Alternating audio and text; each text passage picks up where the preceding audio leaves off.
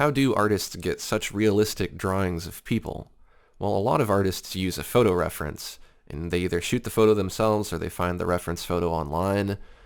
A lot of artists will draw people in person, but if you don't have access to either of those options, you can use a 3D model. And I'm using a program here called Poser 10. It works really well for generating very realistic looking and very anatomically correct human models. You can customize these models and make them any kind of person, any kind of body type. So I have one particular model here. It's basically one of the default models, and I haven't really customized it other than I've added a pose and tweaked the pose a little bit. But you can literally pose this person however you want. Now, posing does take a little bit of work. It's a little tricky. It's going to take some practice to get the hang of it, but you can see that it's very realistic. So if you ever need a reference of something that's a person, and they even have animals too included in this program, if you need a reference of something, here you have it. You can change the lighting upon the subject, and you could draw from this image as is, or you could view it in different modes like wireframe, or you could do it in cartoon shading to where this would give you a more stylistic appearance. And then you could even do realistic shading. So this is just about as good as having an actual model. And then if you want to actually improve the quality of this to get a better photo to draw over, I'm going to go to Render and Render Settings. And you can change these settings if you like. Auto settings works pretty well. The higher you set this, the longer it's going to take to render, but the better the effects you're going to get. So I'm going to set this to Final. And then I'm going to click down here where it says 640 by 480 because I want a much bigger image here. Let's say 3200 by 2400. Go to OK. This is going to take a while to render, so I'm going to skip ahead a little bit, but we'll click on Render Now. After it's done rendering, you want to save the render by clicking on this triangle here in the top right corner and choose Export Image. And for the file format, we'll go ahead and just save it as a PNG. And if we open it, we can see that we have a pretty decent looking render. If we go full size, you can see it's a pretty decent job. Now, it doesn't look super realistic, but this is a good enough of a model for you to be able to do a drawing with and be able to have an accurate representation of a human. We'll have to improve it a little bit. We're not going to trace this exactly, but we're going to use this as a foundation to do our drawing. So I've gone ahead and opened this image in Corel Painter, and then what I'm going to do is I'm going to select all and copy and create a new canvas.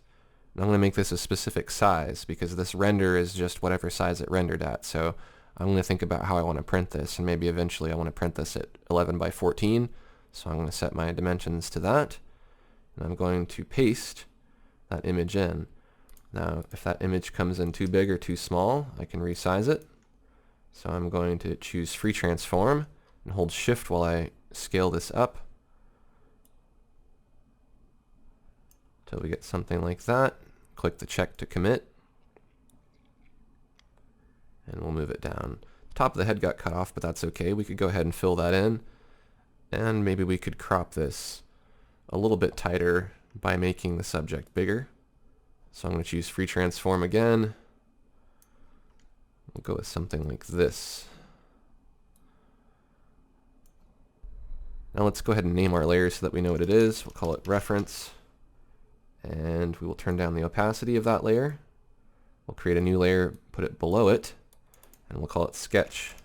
So I'm going to use the detail oils for that, and I'm going to make the brush smaller, and I'm going to sketch in here using this as a guide.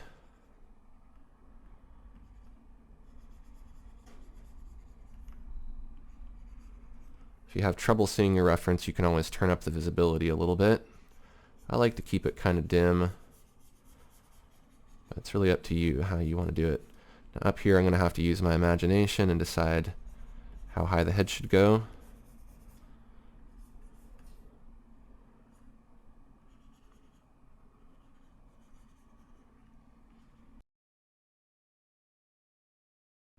And even though you have this model here and you can trace over it, you still have to make these stylistic choices to decide how you're going to illustrate this. If you make it look too much like the model and you copy the model too much, it's just going to look like a 3D model. You have to apply your own unique touch and your own unique style to this.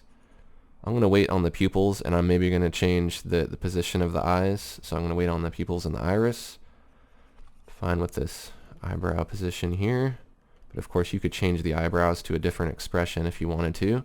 You can do that in Poser, or you can do it here just by redrawing it. If it helps to zoom in, feel free to zoom in. We'll do that here on the mouth.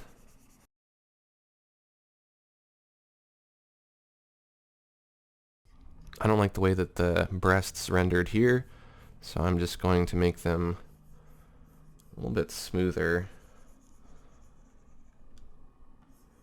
Maybe I'll have them come in more like that.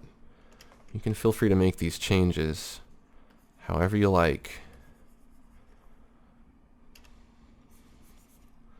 Now, you'll notice there's no nipples here. You know, there's settings on this to keep it a little less racy. So you can add the nipples if you want yourself, or you can set them to render with your model here when you render it. Now here it seemed to render kind of strange, so I'm going to go ahead and fix that to where it looks better to me by eye. So you can't always rely on this model 100%. You have to see where it gets a little kinked sometimes. You know, not all models are going to respond perfectly to each pose that you select, and so they will get bent in a few places.